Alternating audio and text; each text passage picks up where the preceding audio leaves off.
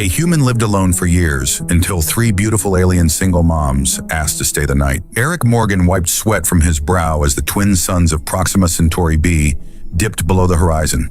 His farmstead, a modest collection of prefabricated structures surrounded by fields of genetically modified wheat, stood as the only human outpost for 100 miles in any direction. The isolation had seemed romantic when he purchased the land 5 years ago, fleeing Earth's overcrowded cities and his own personal demons. Now at 35, that romance had faded like the daylight. He settled into the worn chair on his porch, muscles aching from another day of hard labor. The farm's automated systems handled most of the work, but there was always something breaking down, always something needing his attention. His broad shoulders strained against his faded work shirt as he reached for the bottle of bourbon he'd been saving.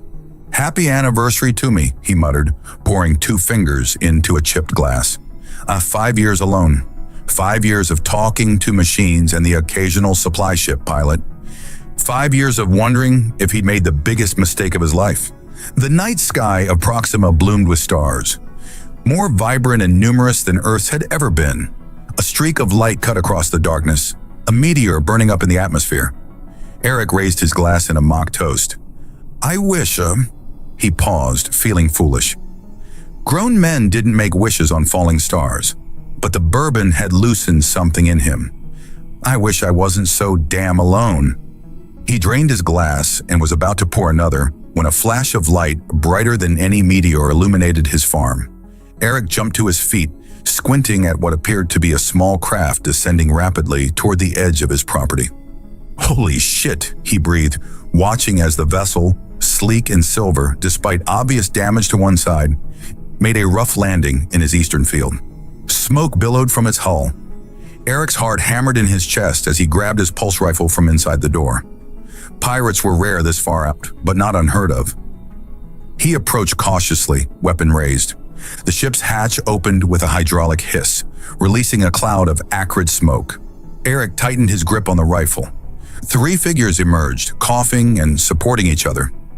As they stepped into the moonlight, Eric's breath caught. They were women, at least they appeared female, with skin the color of pale blue twilight that seemed to emit a subtle luminescence. Their hair, flowing to their waists, was pure white like fresh snow. They wore identical gray tunics with high collars and pleated designs that suggested both functionality and elegance. Behind them, 3 smaller figures appeared, children clutching toys and looking terrified. One held a plush animal resembling a fox, another a toy spacecraft that still emitted weak pulses of light, and the third a wooden puzzle box with intricate carvings. The tallest of the women stepped forward, her eyes large, almond-shaped, and a striking violet. Meeting Eric's, despite her obvious exhaustion, she carried herself with dignity. "Please," she said in accented but perfect English, "we need shelter." "Just for tonight." Her voice trembled slightly. "Our ship was damaged in a cosmic storm. We've been adrift for days." Eric lowered his rifle, studying them.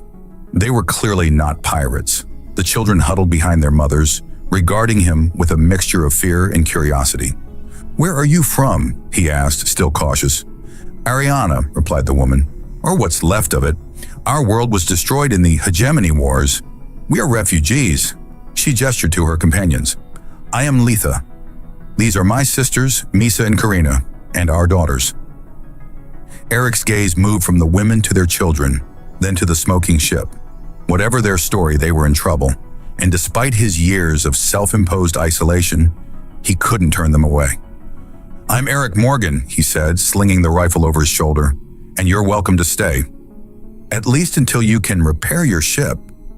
Relief washed over Litha's face. "Thank you. We won't be a burden." As Eric led them toward his home, the smallest child, Karina's daughter, looked up at the night sky and pointed excitedly at another falling star. "Make a wish, Mama," she whispered. Eric glanced back at them, these unexpected visitors who had literally fallen from the sky minutes after his own foolish wish. For the first time in years, he felt something other than resignation stir within him. The farmhouse seemed suddenly less empty as he showed them inside. The children's eyes widened at the sight of his living space, sparse but comfortable, with earth artifacts and books scattered among local crafts. It's not much, Eric said, suddenly self-conscious of the bachelor's state of his home. Misa, the shortest of the sisters with a small scar above her right eyebrow, smiled gently. It's perfect. We've been in that ship for weeks. As Eric busied himself preparing food and arranging sleeping quarters, he caught himself watching the women, their graceful movements, their gentle interactions with their daughters, the way their skins seemed to pulse with a subtle glow when they laughed. It had been so long since he'd heard laughter in his home. Later, with the children asleep and the sisters settled in his spare rooms, Eric sat alone on the porch again. The damaged ship loomed in the darkness of his field, a reminder that these visitors were temporary. Tomorrow he'd help them assess the damage, maybe contact the supply station for parts. For tonight, though, his farm felt different, alive in a way it hadn't been since, well, ever. Eric looked up at the stars, wondering what other wishes they might grant. Morning came with the gentle chime of Eric's alarm, rousing him from the deepest sleep he'd had in years. For a moment he lay still, wondering if last night's visitors had been a dream, until the smell of something cooking reached him. In his kitchen he found Litha expertly navigating his modest appliances. Her pale blue skin seemed even more luminescent in the daylight, contrasting with her snow-white hair, now tied back in a practical braid. "Good morning," she said, noticing him in the doorway. "I hope you don't mind. We wanted to repay your hospitality." "Not at all." Eric ran a hand through his sleep-mussed hair, suddenly conscious of his appearance. "Smells amazing." Litha smiled, the expression transforming her already beautiful face. "It's a traditional Arianian breakfast, similar to your Earth pancakes, but with nutrients specifically balanced for optimal morning energy." "Where are the others?" Eric asked, accepting a steaming plate. "Misa is examining our ship with her daughter, Talia. She's our engineer." Litha's expression clouded. "The news isn't good." "Karina is bathing the other children."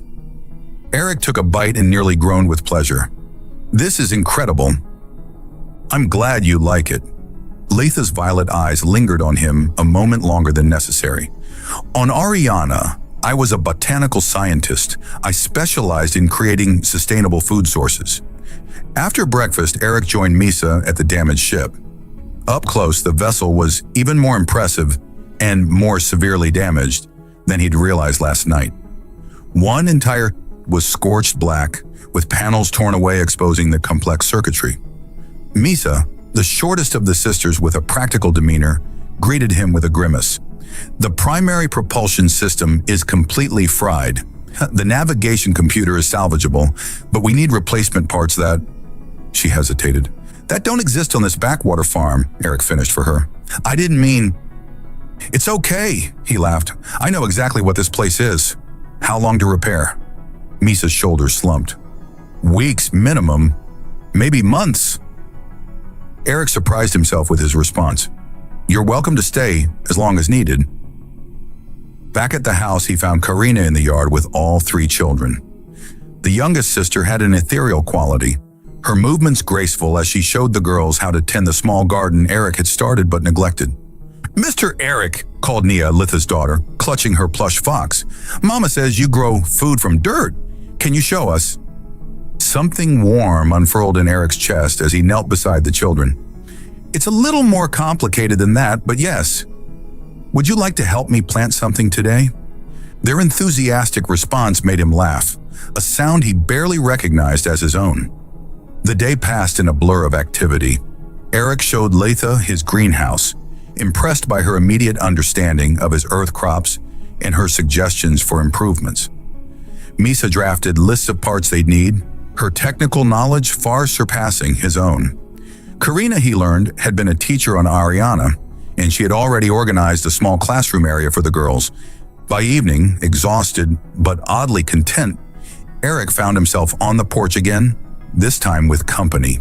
The sisters joined him after putting their daughters to bed, each accepting a glass of bourbon with curious sniffs. "To unexpected guests," Eric toasted. "To unexpected kindness," Litha countered, her glass touching his. Under the stars, they shared stories. The sisters told him of Ariana's destruction by the ruthless Yex hegemony, a militaristic alien empire expanding through their sector. Their escape had been narrow, with countless others lost. My husband was a resistance leader, Letha explained, her voice steady despite the pain in her eyes. He ensured we escaped before the final bombardment. Similar stories came from Misa and Karina, tales of loss, courage, and the desperate flight to save their children. And you, Karina asked softly, what brought you so far from your people? Eric stared into his glass. Nothing so noble, failed marriage, failed business, needed a fresh start. He shrugged. Turns out isolation isn't the answer I thought it was. Loneliness rarely is, Letha said, her hand briefly touching his arm. The contact sent an unexpected warmth through him. As the night deepened, Eric became increasingly aware of the sisters' subtle glances, the way conversation flowed easily between them. It had been so long since he'd experienced this kind of connection, not just physical attraction, though that was undeniably present, but genuine interest and understanding. When Misa yawned, stretching in a way that highlighted her slender form, Eric realized how late it had become. We should rest, Letha suggested, rising gracefully. Tomorrow we'll be busy. As they said goodnight, Karina surprised him with a light kiss on his cheek. An Arianian gesture of gratitude, she explained, though the lingering look in her eyes suggested something more. Alone again, Eric touched the spot where her lips had been. 5 years of solitude had left him unprepared for the rush of feelings these women stirred in him. It wasn't just their exotic beauty or the way their skin seemed to pulse with inner light. It was their resilience, intelligence, and the unexpected ease he felt in their presence. For the first time since arriving on this distant world, Eric Morgan felt truly alive. A week passed in comfortable routine. Eric found himself rising earlier each morning, eager for the day ahead. The farm that had once felt like exile now buzzed with activity and laughter. The children had taken to following him everywhere, peppering him with questions about Earth, humans, and farming. Today, as he repaired an irrigation line, Nia sat cross-legged beside him, her plush fox tucked under her arm. "Mr. Eric," she began, her luminescent skin glowing brighter with curiosity. "Why do you live all alone? Don't humans have families?" Eric paused, considering how to answer. "Most do. I did once." "What happened to them?" Naya's directness, typical of children, still caught him off guard. "I left them behind." He tightened a connection. "Sometimes adults make mistakes. Like when I spilled nutrient solution on Mama's data pad." Eric chuckled. "Bigger mistakes, but yes." Rhea, Misa's daughter, approached with her toy shuttle. "On Ariana, families stay together forever. Mama says humans are different." "Is that so?" Eric glanced up to see Litha watching from the greenhouse doorway, her expression unreadable. Before he could say more, the farm's proximity alert sounded. Eric stood, shading his eyes against the suns, as a supply ship appeared on the horizon. "That's odd," he muttered. "They're not due for another 2 weeks." Litha was beside him instantly, tension visible in her slender frame. "Should we hide?" "No need," Eric assured her, though uncertainty gnawed at him. "Probably just a schedule change." The ship, a standard Terran frontier supply vessel, landed smoothly on the designated pad. Eric instructed the children to stay with Karina in the house while he and the other 2 sisters went to greet the visitors. Captain James Reed emerged from the ship, a stocky man with a perpetual 5 o'clock shadow and sharp eyes that missed nothing. His gaze immediately locked on Litha and Misa. "Morgan?" he nodded. "Didn't know you had company." "Recent development," Eric replied casually. "What brings you out early, Reed?" The captain gestured to his co-pilot to begin unloading supplies. "Rerouted schedule. Got some parts you ordered months ago." His eyes narrowed. "And some news you might want to hear, privately." Inside the house, Reed accepted coffee while eyeing the domestic scene with undisguised curiosity. Karina had discreetly taken the children to the back rooms. "So," Reed began once they were alone, "blue-skinned refugees, huh?" "Arianians, if I'm not mistaken." Misa stiffened. "Is that a problem?" Reed held up his hands. "Not for me. But colonial administration has regulations about undocumented aliens, especially with what's happening in nearby systems." What exactly is happening? Eric asked, tension creeping into his voice. Yex scout ships. 3 sightings in the last month. Reed's voice dropped. They're looking for something or someone. Litha's luminescence dimmed noticeably. The hegemony doesn't leave survivors. Which is why I'm telling you this off the record. Reed leaned forward. Register them, Morgan. Get them proper documentation, or otherwise when the Frontier Patrol comes through, and they will, you'll all be in deep shit. After Reed departed with promises of discretion and an expedited parts delivery, Eric found himself alone with the sisters in the kitchen. The weight of Reed's warning hung heavy between them. He's right, Eric finally said. We should register you. And if the Yex track official records, Misa challenged, our people are hunted across the galaxy. Eric ran a hand through his hair. I won't let anything happen to you or the girls. I promise. Karina, who had been quietly listening, spoke up. Why would you risk yourself for us? You barely know us. The question caught Eric off guard. Why indeed? These women had crashed into his life just days ago. Yet the thought of them leaving, or worse, being captured, created a hollow ache in his chest. Because he began, struggling to articulate feelings he barely understood himself. Because, for the first time in years, this place feels like a home, not just a hiding spot. That evening, after the children were asleep, Eric found Litha on the porch, gazing at the stars. She wore a simple tunic he'd loaned her, the human garment draping differently over her slender form. The children asked why you live alone, she said without preamble. Eric leaned against the railing beside her. I heard. On Ariana, our family structures are different from yours. Her violet eyes reflected starlight. Sisters often share a household, even a partner. Eric's pulse quickened. Is that so? It strengthens family bonds. Litha turned to face him fully. We've observed that humans typically form pair bonds. Typically, Eric agreed, suddenly very aware of her proximity. But humans are adaptable. A smile played at her lips. We've noticed that quality. Her hand brushed his, the contact sending electricity through him. It's one of many things we find fascinating about your species. The air between them charged with unspoken possibility. Eric found himself leaning closer, drawn by the subtle glow of her skin, the exotic scent that reminded him of night-blooming flowers. Litha, he began, his voice rougher than intended. The door opened behind them, and Misa appeared. Rather than interrupting the moment, she joined them, standing close on Eric's other side. We've been discussing human customs, she said, her tone casual, though her eyes were anything but, particularly regarding companionship. Eric glanced between them, reading the invitation in their expressions. I'm beginning to think our species have more in common than differences. Karina completed their circle, emerging from the shadows of the garden. The children wonder if you could be part of our family, she said softly. We've been wondering the same. Under the vast starry sky, Eric found himself surrounded by these extraordinary women who had fallen into his life like a wish granted. Whatever complications tomorrow might bring, Yex scouts, registration issues, repair challenges, tonight offered a different kind of possibility. I'd like that, he said simply, as Litha's hand found his again, this time with deliberate intent. The night deepened around them, full of whispered discoveries and the beginning of connections that transcended the differences between their worlds. The journey to the Colonial Administration outpost took half a day by ground transport. Eric piloted while Litha sat beside him, the other sisters remaining at the farm with the children. The outpost, a collection of prefabricated buildings surrounded by a modest defense perimeter, represented the nearest human settlement to Eric's isolated farm.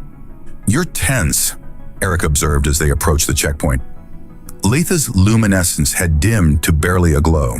The last time I registered with authorities, my world was destroyed within a week. Eric reached across, taking her hand. The connection between them had deepened rapidly in the days since their evening on the porch. What had begun as attraction had transformed into something more profound after they'd shared not just their bodies, but their histories, fears, and hopes. This is different, he assured her. Humans protect their own. And we're your own now? Her violet eyes searched his face. "You are to me." The registration process began smoothly enough. Administrator Benson, a no-nonsense woman with steel gray hair, processed their documentation with professional efficiency until she reached Litha's genetic scan. Her eyes widened. "You're a genomic architect." Litha stiffened. "I was a botanical scientist.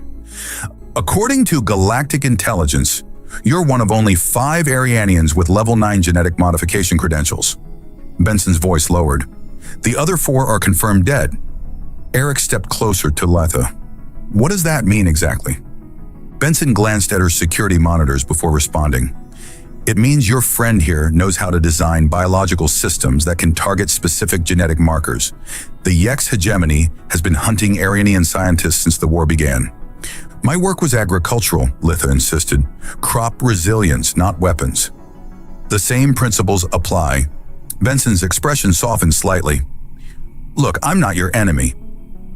But you should know, the Yex put a bounty on any surviving Arianian scientists. They're particularly interested in genomic architects." Eric felt cold realization wash over him. "That's why they've been scouting nearby systems." "Likely." Benson finished processing their documentation with deliberate keystrokes. "Your registration is approved, but off record. I've classified it under humanitarian asylum protocols. It won't appear in standard databases." On the journey home, Litha finally spoke. "I should have told you about being a genetic genius with a bounty on your head." Despite the gravity of the situation, Eric found himself smiling. "Might have come up sooner." "I didn't want to endanger you." Her skin pulsed with emotion. "My sisters don't even know the full extent of my work. After what happened to our husbands." Eric pulled the transport to the side of the road, turning to face her fully. "Litha, I need to know everything. Not because I'm afraid, but because I can't protect you if I don't understand what we're facing." Under the alien sky, Litha revealed the truth.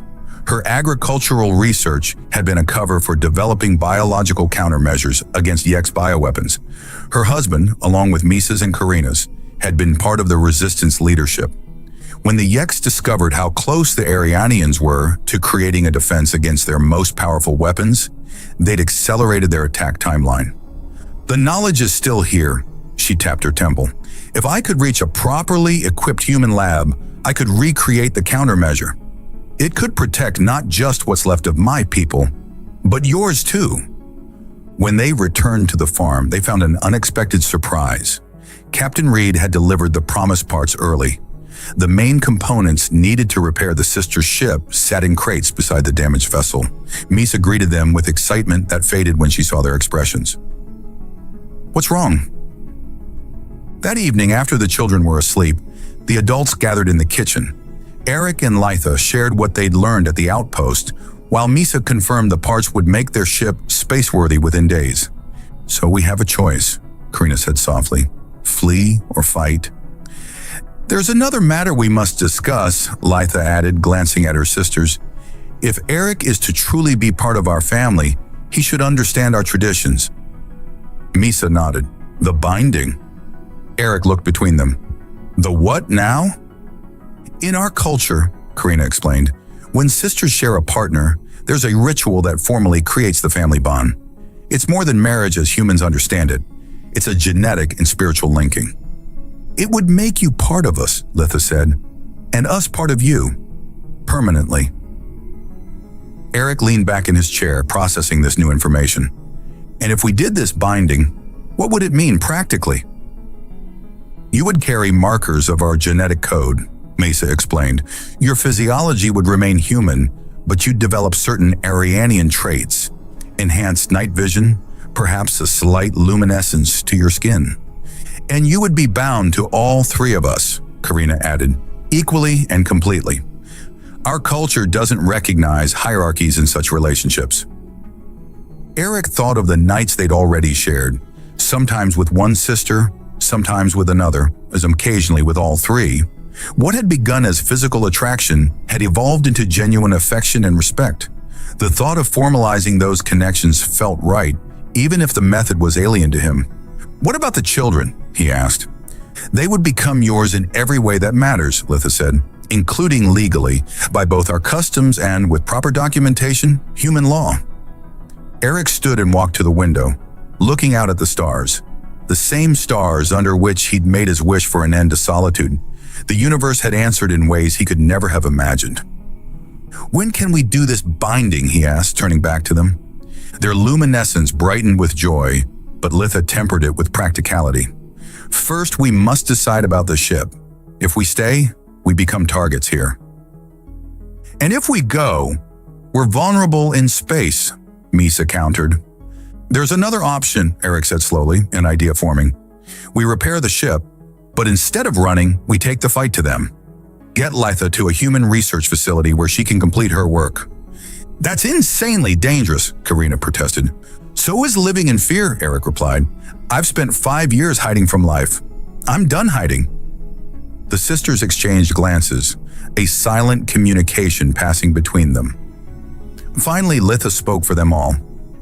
"Tomorrow we begin repairs. The night before we leave, we'll perform the binding." Her violet eyes held Eric's. "If you're certain—" "I've never been more certain of anything," he answered, and was surprised to realize it was true. For 3 days, Eric and Misa worked tirelessly on the ship, while Litha prepared for the binding ritual and Karina kept the children distracted with lessons and games.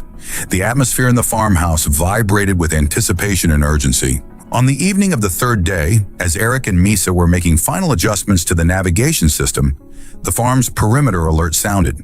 A familiar supply ship descended toward the landing pad. "Reed's back," Eric muttered, wiping grease from his hands. "Wasn't expecting him for weeks." They met the captain at the edge of the property. Reed emerged from his ship alone, his typically composed demeanor replaced by barely contained agitation. "You need to leave, now." He thrust a data pad into Eric's hands. "Colonial administration's been compromised. Yex infiltrators." Eric scanned the information. Security footage showing Administrator Benson speaking with tall, gray-skinned humanoids whose features seemed to shift and blur. "Shapeshifters." "Close enough. They use biotech to mimic other species." Reed glanced nervously at the sky. "They accessed your registration files 6 hours ago. I came as fast as I could." Misa's luminescence flickered with fear.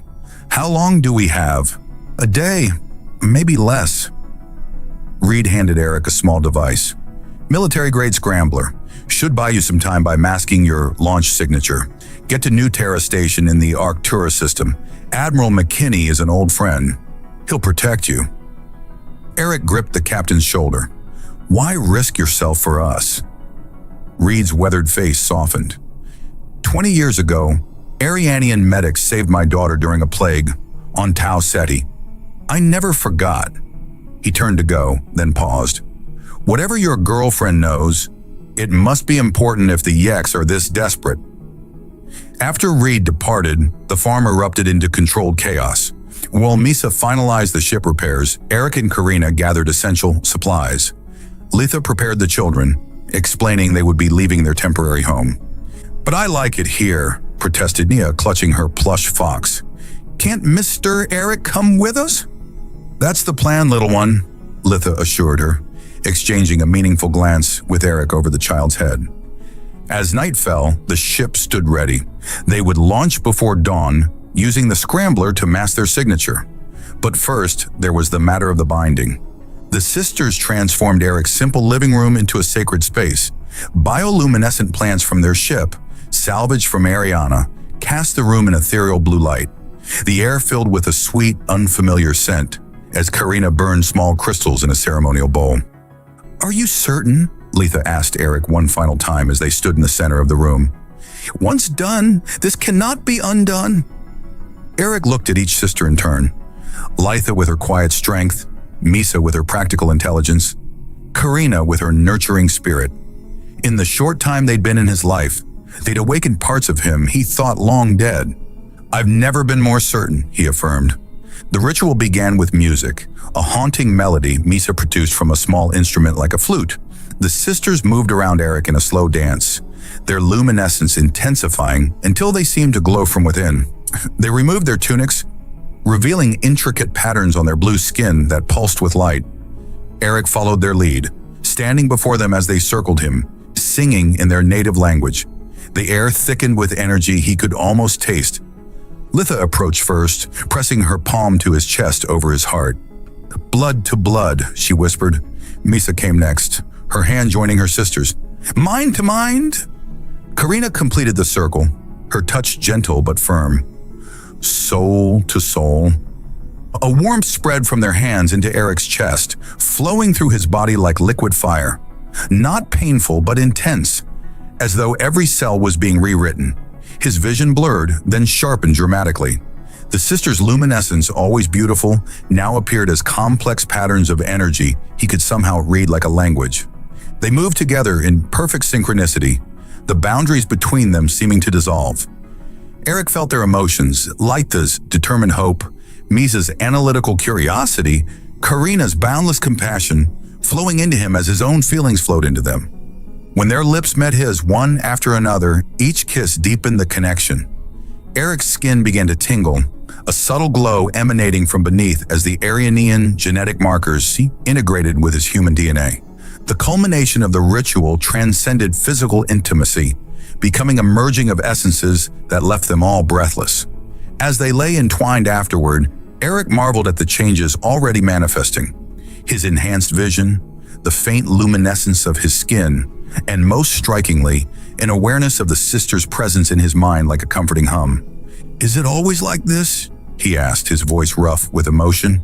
"No," Litha answered, tracing the new patterns appearing on his skin. "The binding is unique to each family. Ours seems particularly compatible." Misa propped herself up on one elbow, her scientific curiosity evident. "Your human physiology accepted our genetic markers more readily than anticipated." "Fascinating." Karina laughed softly. "Always the researcher, sister." She kissed Eric's shoulder where a spiral pattern was forming. "How do you feel?" "Complete," he answered honestly. "Like I found something I didn't know I was missing." Their peaceful moment shattered as the perimeter alarm blared again, this time with the high-pitched tone indicating multiple approaching vessels. "They're early," Eric said, jumping to his feet with newfound agility. Through the window, he could see 3 sleek ships descending toward the farm. Yex scouts. The sisters moved with practiced efficiency, dressing quickly. "The children," Karina said, already heading for the bedrooms. "I'll start the launch sequence," Misa added, racing for the door. Litha grabbed Eric's arm, her violet eyes intense. "The binding gives you access to abilities you don't yet understand. Trust your instincts." As they prepared to flee into the night, Eric felt something new stirring within him, a fierce protectiveness and determination that went beyond his natural human resolve. Whatever these Yeks wanted with his new family, they would have to go through him first. And thanks to the binding, he was no longer just a human standing alone. "Get to the ship!" Eric shouted, grabbing the emergency pack he'd prepared. The faint luminescence of his skin, a gift from the binding, cast subtle light as they moved through the darkened house. Karina emerged from the children's room with all 3 girls, still in their night clothes, clutching their treasured toys. "They're coming from the north and east," she reported, her enhanced senses detecting what human eyes couldn't. "The ship's ready," Misa called from the doorway, "but the launch sequence takes 4 minutes. Eric made a quick calculation. Not enough time. "They'll be on us before we clear atmosphere." Outside, the whine of Yek scout ships grew louder as they circled the property, searchlights sweeping across the fields. One ship landed at the perimeter, disgorging gray-skinned figures whose forms seemed to ripple and shift in the darkness. "The rear access tunnel," Eric decided. "We dug it last year as a storm shelter. It comes out behind the ridge, near where your ship landed." They moved swiftly through the house, gathering only essentials. Eric paused at his weapons cabinet, selecting a pulse rifle and 2 sidearms. The weight felt reassuring in his hands, though something told him conventional weapons might have limited effect against the Yeks. The tunnel was narrow but navigable, illuminated by the natural glow of the sisters' skin, and now, to a lesser extent, Eric's. The children remained remarkably quiet, sensing the gravity of the situation. "What if they follow us?" Litha whispered as they emerged from the hidden exit. "They will," Eric replied grimly, "but we'll have a head start." The ship loomed ahead, its sleek form barely visible in the pre-dawn darkness. As they approached, Eric felt a strange sensation, a humming awareness of the vessel's systems that hadn't been there before. When Misa pressed her palm to the entry panel, he could somehow sense the security protocols activating, the inner mechanisms responding. Once inside, Misa headed straight for the pilot's console. "I'll initiate the launch sequence." "Let me," Eric said, surprising himself as much as the others. Misa hesitated. "You don't know how to pilot an Arianian vessel." "I think I do." He couldn't explain the certainty, but since the binding knowledge that wasn't his seemed to float just below the surface of his consciousness, Litha nodded in understanding. The binding. It transferred more than just genetic markers. Eric settled into the pilot seat, his hands hovering over the unfamiliar controls. To his amazement, they illuminated at his touch, responding as if they recognized him. Information flooded his mind. Navigation protocols, engine specifications, defensive capabilities. Knowledge embedded in the genetic memory the sisters had shared with him. "This is incredible," he murmured, fingers dancing across the console with growing confidence. Karina secured the children in the rear compartment, while Litha monitored the external sensors. "Yeks approaching from the south. They found the tunnel." "Launching now," Eric announced, but passing several safety protocols that would have extended the countdown. The ship hummed to life, lifting off with surprising grace despite its recent repairs. As they ascended, the farm below erupted in weapons fire. Yeks soldiers emerged from the house just in time to see their quarry escaping. Energy beams lanced upward, several grazing the ship's hull. "Shields at 80%, Misa reported, monitoring the systems beside Eric. "They're scrambling their scout ships." Eric felt rather than saw the pursuing vessels. The binding had linked him not just to the sisters, but somehow to the ship itself, giving him an intuitive understanding of its capabilities. He pushed the engines harder, angling toward the upper atmosphere. "They're faster than us," Litha observed tensely as the distance between them and their pursuers narrowed. But not as maneuverable," Eric countered, a plan forming. "There's an asteroid belt at the edge of this system. If we can reach it..."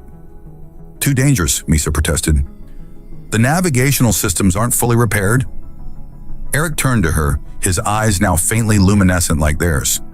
"Trust me, I can feel the ship's capabilities. It's like it's part of me now." The sisters exchanged glances, a silent communication passing between them that now included Eric in its circuit. He could sense their concern, their fear, but also their growing confidence in this new bond. "Do it," Litha decided. Eric pushed the ship to its limits, accelerating toward the distant belt of space debris that circled the system's outer reaches. Behind them, 3 Yeks scout ships followed in tight formation, their weapons periodically firing warning shots. "They want us alive," Karina observed, returning from checking on the children. "Especially Litha." "They won't get any of us," Eric promised, his jaw set with determination. As they approached the asteroid belt, Eric felt his consciousness expanding further, melding with the ship's sensors to perceive the 3-dimensional maze of tumbling rocks ahead. With instincts he never knew he possessed, he threaded the vessel through gaps that seemed impossibly narrow, anticipating the movement of asteroids seconds before they occurred. Behind them, the Yeks ships attempted to follow. One miscalculated, clipping a medium-sized asteroid and spinning out of control. The other 2 continued the pursuit, though more cautiously. "That was amazing," Misa breathed, watching Eric pilot with a skill that surpassed even her own. "It's not just me," Eric replied, his focus unwavering. "It's us.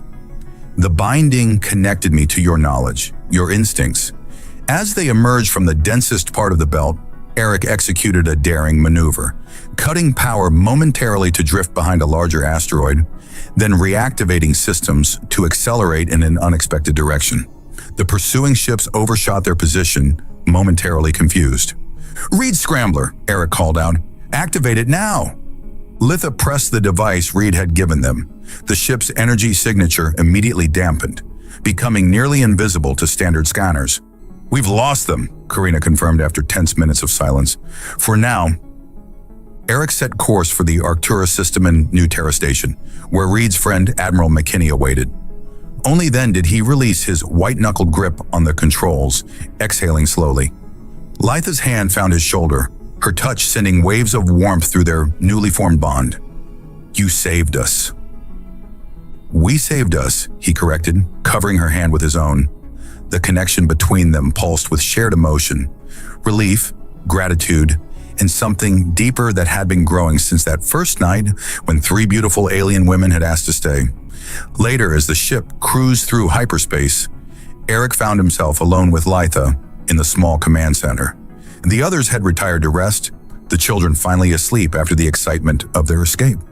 "I never imagined the binding would connect me to your technology," Eric said, still marveling at his newfound abilities. "The binding is more than a ritual," Litha explained, moving closer. "It's an exchange of essence. You gave us your human strength, your adaptability. We gave you our connection to our world. A fair trade, Annie." Eric smiled, drawing her into his arms. The luminescence of their skin synchronized, pulsing in harmony. "Though I think I got the better deal." As their lips met, Eric felt the presence of Misa and Karina in his mind. Their consciousness joined with his even at a distance. The bond between them all had transcended physical intimacy, becoming something rare and precious, a true joining of different worlds. But as they traveled toward what they hoped would be sanctuary, a shadow lingered at the edges of their newfound happiness. The Yeks would not give up so easily, and the knowledge Litha carried remained both their greatest hope and their greatest danger. New Terra Station loomed before them, a massive orbital complex of interconnected rings and spires that served as humanity's military and scientific headquarters in the Arcturus system. As their ship approached, Eric felt a strange mixture of relief and apprehension. "They're hailing us," Misa reported from the communications console. Eric opened the channel. "New Terra Station, this is Eric Morgan requesting emergency docking and asylum. We have Captain Reed's authorization code Alpha 7 Delta." A tense moment passed before a gruff voice responded. "Unidentified vessel, maintain your approach vector.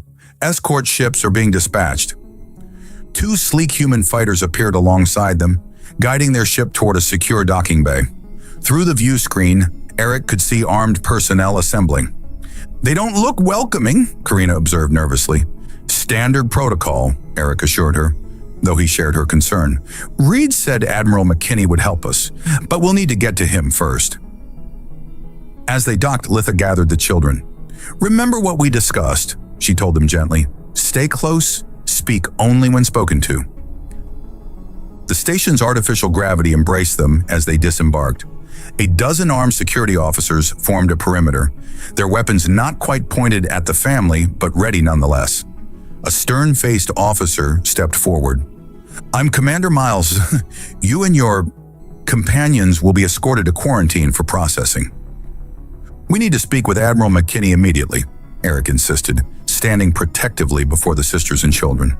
The subtle luminescence of his skin drew curious glances from the security team.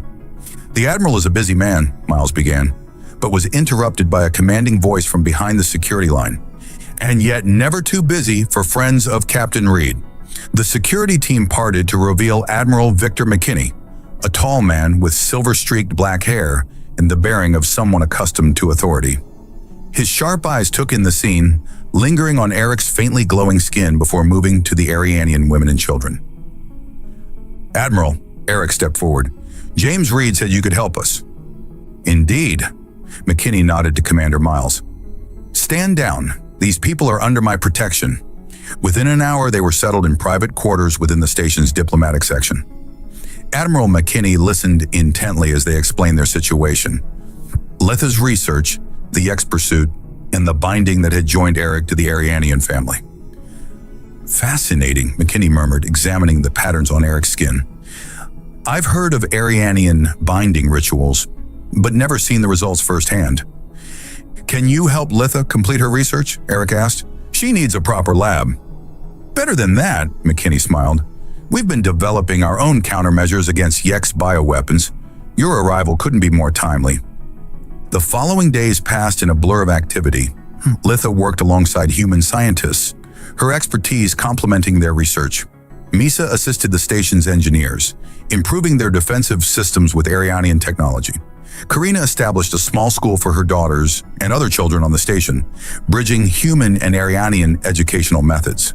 Eric found himself serving as a liaison between his new family and the human military, his unique position as both human and binding partner to the Arianians giving him unprecedented insight into both perspectives. One evening, as he returned to their quarters after a strategy session with McKinney, he found the sisters waiting for him. Their luminescence pulsed with excitement. "We've done it," Litha announced, her violet eyes bright. "The countermeasure is complete. Human manufacturing techniques solved the stability problems we encountered on Ariana." "That's incredible," Eric embraced her, feeling the joy radiating through their bond. "How soon can it be deployed?"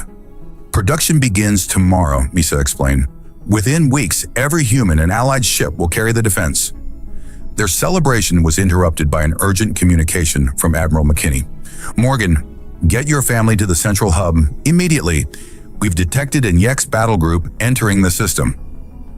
The station erupted into organized chaos as they made their way to the command center. Through view screens, they watched as a dozen Yex warships emerged from hyperspace, their angular forms bristling with weapons.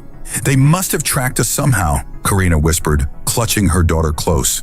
Admiral McKinney stood calmly at the center of the storm, issuing orders with practiced efficiency.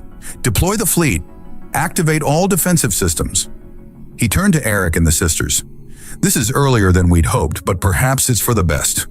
We can test your countermeasure in actual combat." "It's not ready for wide deployment," Litha protested. "We've only produced enough for a few ships." "Then we'll make it count," McKinney replied grimly. "Morgan, I need you on our flagship. Your connection to Arianian systems might give us an edge." Eric looked to his family, torn between duty and protection. Through their bond, he felt their response: pride, fear, and resolute support. "We'll be safe here," Litha assured him, though her concern rippled through their connection. "Do what you must." The goodbye was brief but intense, each sister embracing him in turn, their touch conveying what words couldn't. The children clung to his legs, extracting promises of return. Aboard the human flagship Intrepid, Eric found himself in a unique position. His binding-enhanced abilities allowed him to interface with both human and salvaged Arianian systems, creating a hybrid defense network more effective than either alone. As the battle joined, the Yex initially held the advantage, their superior numbers pressing the human fleet back toward the station. But when they deployed their dreaded bioweapon, a cloud of nanites designed to disrupt organic systems, the tide turned. The lead human ships, protected by Litha's countermeasure, sailed unharmed through the deadly cloud. The Yex commanders, clearly shocked by this development, hesitated just long enough for Admiral McKinney to spring his trap. Hidden human reinforcements emerged from behind New Terra's moon, catching the Yex in a devastating crossfire. Through it all, Eric maintained the integrated defense systems, his consciousness expanded by the binding to encompass the entire battlefield. He felt rather than saw the moment when the Yex flagship attempted to target the station directly, a desperate move to eliminate Litha and her research. Without conscious thought, Eric redirected all available power to the station's shields, his mind merging with the defense grid in ways no pure human could achieve. The Yex weapons fire splashed harmlessly against the reinforced barrier. The battle ended not with the destruction of the Yex fleet, but with their retreat, a humiliating first for the supposedly invincible hegemony. When Eric returned to the station, exhausted but triumphant, he found his family waiting. The sisters' luminescence brightened at his approach, their joy flowing through their shared bond. The children launched themselves at him, chattering excitedly about watching the battle from the station's observation deck. Admiral McKinney approached, his expression solemn but satisfied. "The Yex won't give up entirely, but this defeat will force them to reconsider their strategy. You've given us time to distribute the countermeasure throughout human space." He smiled at the family. "And I've received authorization to offer you all permanent resident status. There's a research outpost on Arcturus 4 that could use a team of your unique talents." Later, alone with his three partners, Eric marveled at how completely his life had transformed. From isolated farmer to defender of two species, from lonely exile to the center of a loving family. "Do you ever regret it?" Karina asked softly, her head resting on his shoulder as they watched the children sleep. "Taking in 3 strangers that night?" "Never," Eric replied honestly, drawing her closer. Misa and Litha joined them, their bodies fitting perfectly against his, as if designed by the universe for this very configuration. "Best wish I ever made." Litha smiled, tracing the now permanent luminescent patterns on his skin. "On Ariana, we had a saying, 'Stars grant wishes to those with open hearts.'